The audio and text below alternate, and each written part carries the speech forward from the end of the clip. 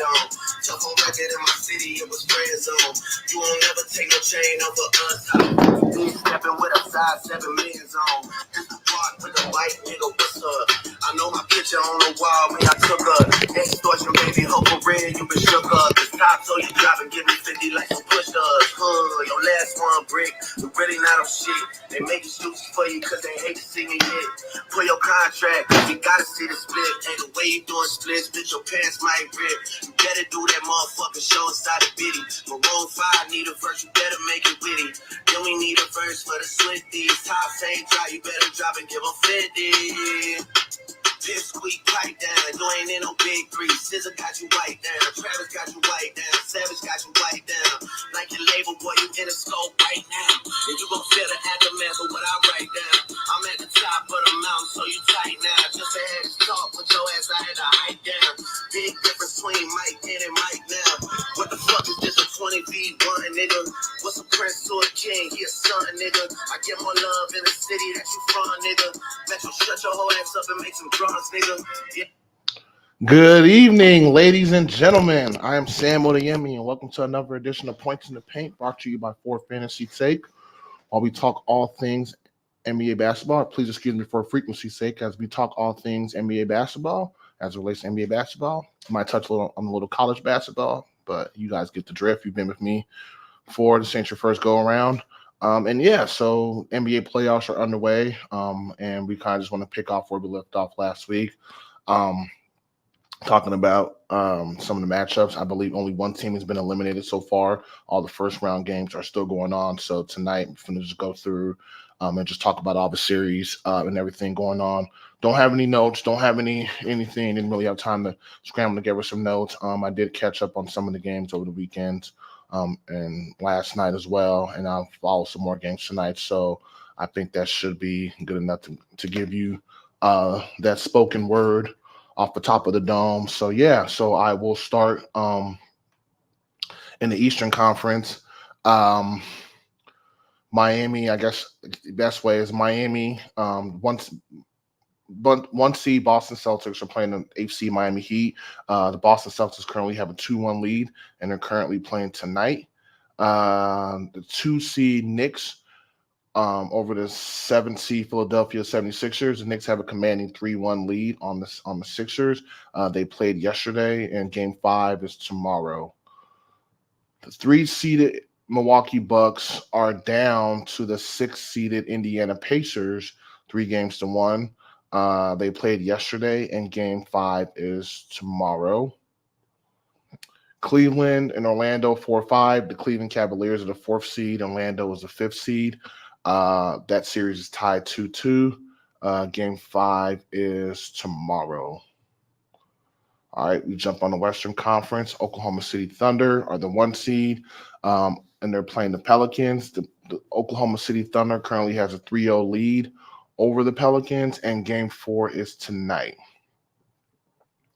Denver Nuggets, the 2 seed over the 7th seed in Los Angeles Lakers, 3-1 lead for the Nuggets. Game 5 is tonight.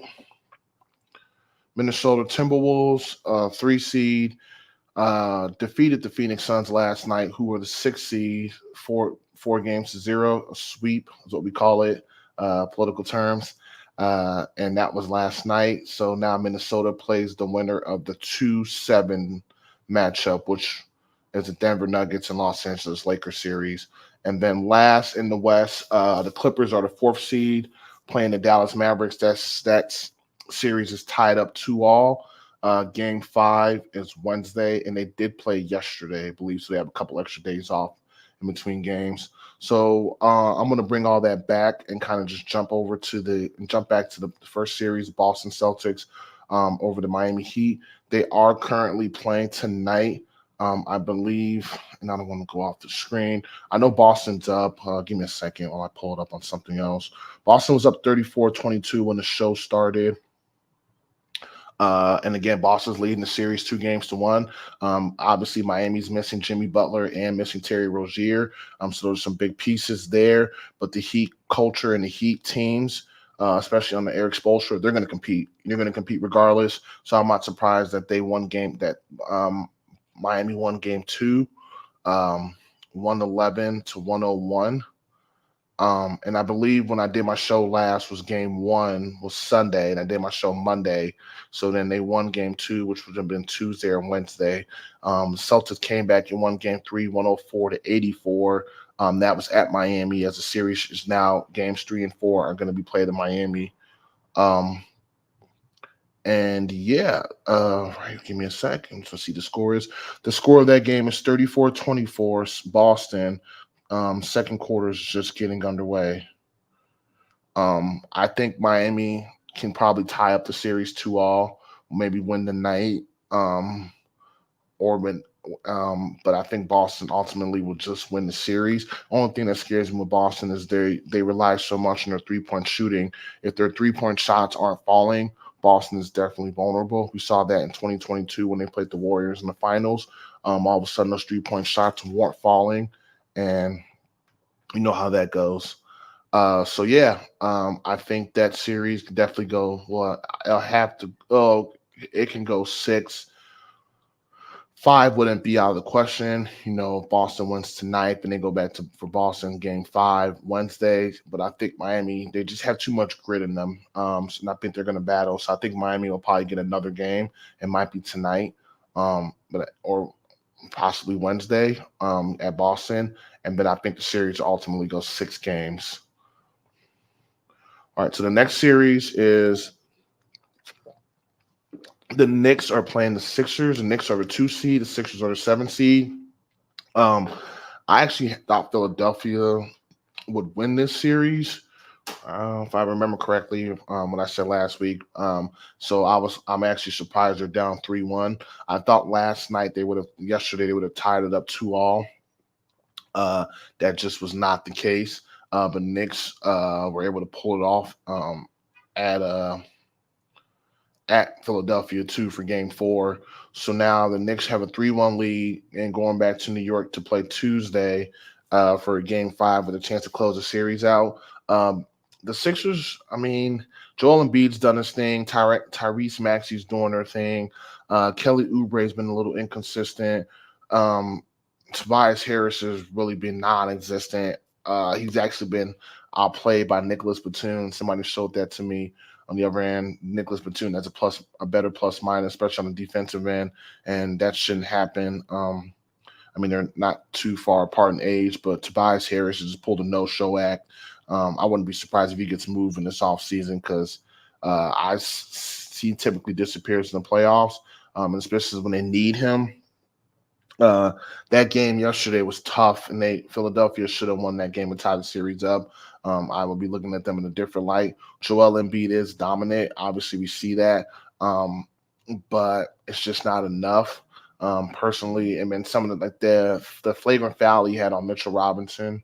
I'm not sure if you saw that when he pulled his legs down from him. That was just a really dirty play. I'll just say it as it is. It's just a dirty play. Like, you know, you could have hurt this man. This man could have. And that big Mitchell Robinson just came back from an injury too. Like he had that kept him out most of the season, and you pull him down by his legs. It's not cool, bro. You know, I mean, obviously, and you're upset that you didn't get the foul call. So now Joel Embiid's got that dirty player label been thrown around. I've seen that on social media. And then another thing too, they were complaining about the lack of Sixer fans in Philadelphia. I didn't realize New York and Philadelphia were only 2 hours away. That's crazy that they're so close. But anyways, I mean, at the end of the day, you guys are professionals. Go and compete. I mean, if the fans are there or not, does it really have a bearing on how you're going to perform? Not really. I mean, you're getting paid millions of dollars to play.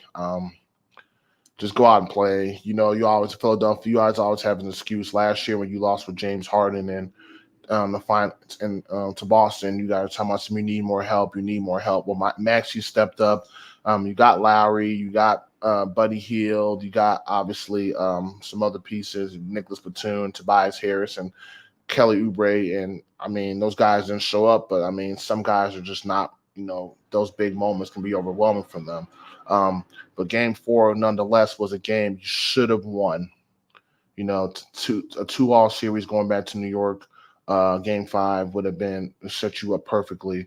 And yet you didn't. And so there's that. And we'll see what happens moving forward. I think this series, might be over. I think game 5, I think Jalen Brunson goes off again. He had 47 yesterday.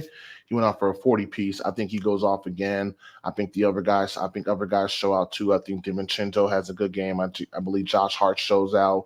I believe they all have they just show out. I think they put Philadelphia away because the Knicks being the 2-1, 2-7 matchup, they would play the winner of a 3-6 seeding, which would be Indiana, Milwaukee, and both of those teams, the 2 seed and the 6 seed, they both have 3-1 leads. So you don't want to waste any time, or you don't want to waste any additional games. You want to close the series out as fast as possible, get your preparation in, get your rest in, and get ready for the next series. So I think New York closes it out tomorrow, and I believe they win the series 4-1 over the Philadelphia 76ers.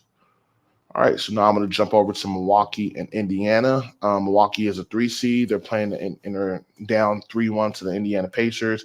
Giannis Antetokounmpo has been hurt. He has not played this whole series. Dame Lillard got hurt in game 3, and the Pacers won that game in overtime. Dame Lillard has a calf strain. I want to say close to an Achilles strain or something. So I think Dame's out for the series.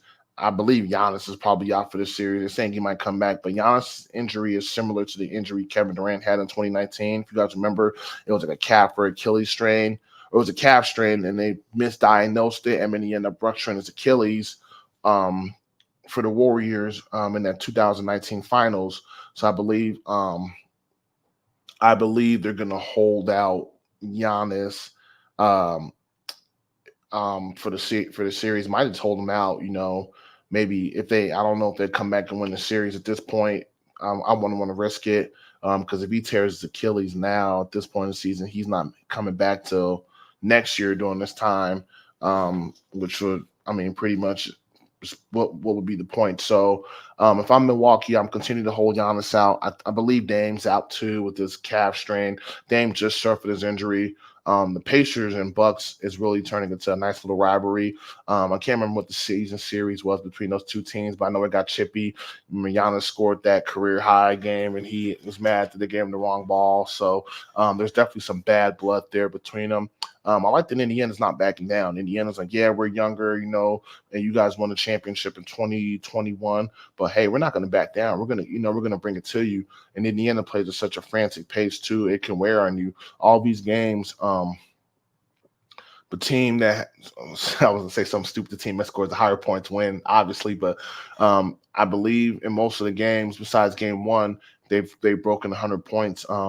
Both teams, except the Pacers, did in game 1. So this high scoring and high tempo pace favors Indiana.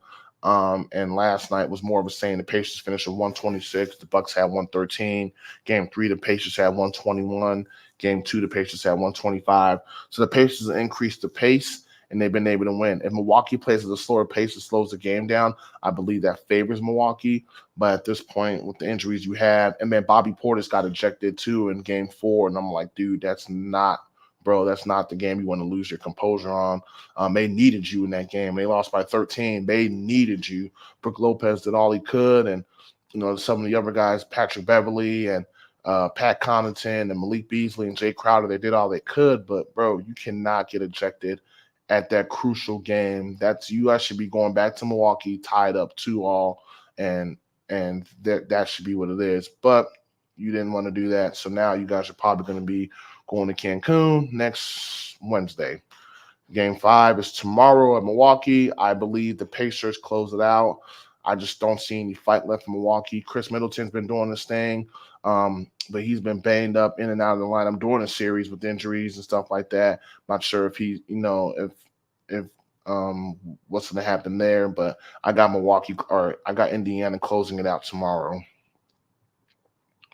All right, the last series in the East, the Cleveland Cavaliers, who are the 4th seed, are playing the Orlando Magic, who are the 5th seed. It's 2-2. And honestly, this series has literally been whoever's the home team has won. Cavaliers won game 1 and game 2 when they were home. The Magic won game 3 and game 4 while they were home. But the thing that scares me is the Magic at home for games 3 and 4 smoked the Cleveland Pack. Like, they smoked them. They blew them out by almost 30 points both games. Game 3 was 121-83 Orlando, which was, what is that, 90? That's almost 40 points. That's 38 points. Yeah, it's good math. They blew them out by 38 points in game 3, and then in game 4, they beat them by 23 points. So and then game 5 is tomorrow at Cleveland. I believe Cleveland will eke that game out, but Orlando, I mean, you got to they're playing with confidence now. They just smoked that Cleveland pack in those 2 games. So they're going to come out. Franz Wagner and Banchero are going to do their thing. It reminds me of that series 2008. I believe the Celtics, Atlanta's the home team, won every game in the series. I believe that might be the case. And if that is the case and it's going to go 7 games, that's fine. The winner of that series plays Boston. So, and I think Boston beats either one of these teams. So we'll see what happens there. All right, let's jump over to the Western Conference. We'll start with Oklahoma City Thunder, who are the 1 seed, playing the Pelicans. Game 4 is tonight. Thunder are up 3-0. I believe if Thunder close it out. There's no Zion. He hasn't played all series, and just the Pelicans haven't been able to crack it. Game 1 they were close, and I actually had the Pelicans winning this series. I said that. I went on the record saying that if Zion was playing, I would definitely double down on that because I believe Zion would be a load for the Thunder down low in foul trouble and just, but he's not there, so it is what it is. The Pelicans lost by 2 in game 1, so I'm like, all right, we could probably steal game 2 and, get some momentum, but the Pelicans got smoked in game 2, 124-92. What is that? 32 by 32 points. And then they got smoked again, game 3, by 21 points. And that was at home. They're at home again tonight. I don't think it matters. I think the Thunder close it out. And the Thunder move on to the second round, which they will play the winner of the Nuggets and Lakers. But again, Thunder definitely win the series. SGA has been doing this thing. Chet's been balling out for a rookie. All the other guys for Oklahoma City, both Jalen Williams, Isaiah Joe, Giddey, all the other guys are showing up too. And, that OKC crowd is nuts, man. It's ferocious, like a college crowd. So definitely, I believe OKC will probably close the series out tonight. Down 3-0. I mean, what are you playing for at that point if you're the Pelicans, All right. Yeah, that's funny. Favorite series, the Nuggets and the Lakers. And there's been a lot of chatter these last 4 days. The Lakers were able to avoid sweep by beating the Nuggets in game 4. Game 5 is tonight. Denver still has a 3-1 lead. I believe Denver will still close this series out. The Lakers are competitive and whatnot, but it's just not enough. Denver, I believe, is just a juggernaut. There is a little cause for concern with Denver. Jamal Murray's got a sore calf. He's actually listed as questionable for tonight. So we'll see what happens there with Murray. But this series is still the Nuggets to lose. Just the Lakers. They should have signed. They should have signed Dwight Howard in off season just for Jokic. Like literally sign Dwight and have him take up a roster spot. Sign him after the All-Star break. Have him take up a roster spot. And just have him for 5 fouls or 6 fouls on Jokic. He would have been the perfect big, even at his age. Now Dwight's like 38 or so, but he's uber athletic, and that's all he would have been done. Like, hey, we don't even need you to score, just rebound and play, defense on Jokic and just, hold the paint down. But you didn't do that. You didn't, and you wanted to roll with Christian Wood and them other guys. And hey, you make your bed, you lay in it. So I feel no sympathy for the Lakers or Laker fans. And there were a couple of Laker fans I ran into today were excited that they didn't get swept by Denver, and I'm just like, okay, well, you're still gonna get. I mean, Denver's going back home, game 5. They're probably gonna blow you out, And some of the other guys for your team don't play well in Denver. So we'll see. D'Angelo Russell's been inconsistent. Some games he's on fire. Other games, game 3 he was really bad, and everybody was ready to trade him on the spot. He showed out in game 4. It's got to be an insane amount of pressure playing in Los Angeles and playing with LeBron. If you're built for that, you could do that, cool. But some of these younger guys, man, it's got to be tough, man. Just constant. If we're not competing for a championship, constantly hearing your name dangled in trade rumors. If you look at it from that perspective, I could see why it would affect your performance as a player. But Austin Reeves hasn't played that good either. Lakers have played good in this series. They just, careless turnovers, and whatnot, and they just don't have an answer for Jokic. Jokic is a beast, man. They put LeBron on him. He bullies LeBron. They put Rui Hachimura on him, thinking that's gonna do something. They don't do anything. AD is just not small enough. But hey, you could have signed Dwight Howard and just had a big who could bang with him, a strong big, stuff like that. But you didn't want to do that. And like I said, you make your bed, you lay in it. I do have Denver closing this series out tonight and going on to play Minnesota in the second round, who already won. All right, Minnesota, jump over to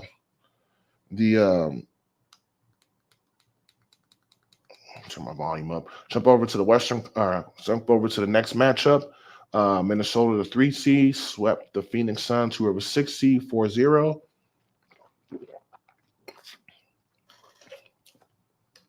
So I watched a lot of these games. Yesterday I watched the first half of this game, and I was tired, so I didn't stay up and watch the game. But I was hoping Minnesota will close it out. I figured they would. I saw that crossover and dunk by Anthony Edwards. Man, that player, he's a really special player. It's his time now.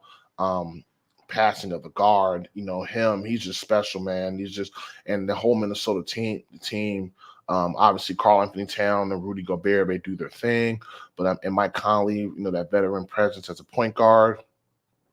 But I mean, the other guys, Jaden McDaniels, Naz Reid, Kyle Anderson, Nikhil Alexander-Walker, those are the role players. They're coming in, making plays and playing with energy and playing defense, and it's insane, So Minnesota, there hasn't been as much hype about the T-Wolves since that 2003-2004 season when Kevin Garnett, Sam Cassell, and Latrell Sprewell played together, and I believe they lost in the Western Conference Finals to the Lakers that year with Kobe and Karl Malone and Shaq. If you guys were watching basketball all the way back then, that would have been 20 years ago. Yeah. Crazy, 20 years. But yeah, the T-Wolves, Suns never had a chance. The closest they wore was yesterday when they lost by 6. The Suns battled. Devin Booker, he battled. I watched that game. The Suns ran it, but they don't have the Phoenix doesn't have a point guard. Phoenix doesn't have any big besides Nurkic. Their roster is flawed. We said that in the beginning. You should have never traded for Bradley Beal. Bradley Beal and Devin Booker are pretty much the same player. You could have literally kept Chris Paul and kept Booker and KD. And then if you wanted to upgrade the point guard position, you could have traded Chris Paul or in his contract and maybe brought in some other pieces. You could have got a guy like Kyle Lowry at the buyout deadline, but just getting Bradley Beal, who's also a scoring guard. Devin Booker is a scoring guard. I mean, he's got a point guard. They had him play point guard, but there's 2 positions, 2 guard. You see how how he is. And then KD being your, can score the ball too. Get them a point guard who can get those 2 the balls. I mean, a Drew Holiday would have been perfect for Phoenix. A point guard, defensive minded, head of the snake, and doesn't need the offense. That'd been perfect. There was options out there. And they just didn't do it. They need size. Nurkic is big, but after Nurkic goes out and down, who do they have? Drew Eubanks, Bull. So yeah, there's that. There's chatter that the Suns are going to fire Frank Vogel, and then now I'm reading that Frank Vogel actually asked management for a point guard, and they didn't want to listen to him. So yeah, and that's honestly the reason why I have on pink tonight, because some people are getting their pink slips this week. So I just thought I'd get a jump start on that. I hope doesn't get fired, but there's going to be a scapegoat. So Minnesota goes on to play the winner of 2-7, like I said, which the Lakers and Nuggets. But for now, Minnesota's just playing the waiting game. All right, and so the last series that I want to touch on, the Dallas Mavericks, who are the 5th seed, are tied with the Clippers, who are the 4th seed. Kawhi Leonard is probably out for the remainder of the series. His knees probably acted up. He played games 2 and 3, and the swelling in his knee came back. And so I think he's out for the rest of the series. This series is tied 2-2. Yesterday was insane. I didn't watch the game live, but I was following along. The Clippers were up like 31 at some point. Dallas storms back. Kyrie Irving literally brings them back, storms back, and the Mavericks are winning briefly. Then Paul George hits some insane baseline 3. And if you watch that in slow-mo, like the amount of balance you had to have, like just me watching from like being an athlete standpoint and dribbling at that level of speed, and then to step back and know where your feet are on the line and hit that tough fadeaway 3.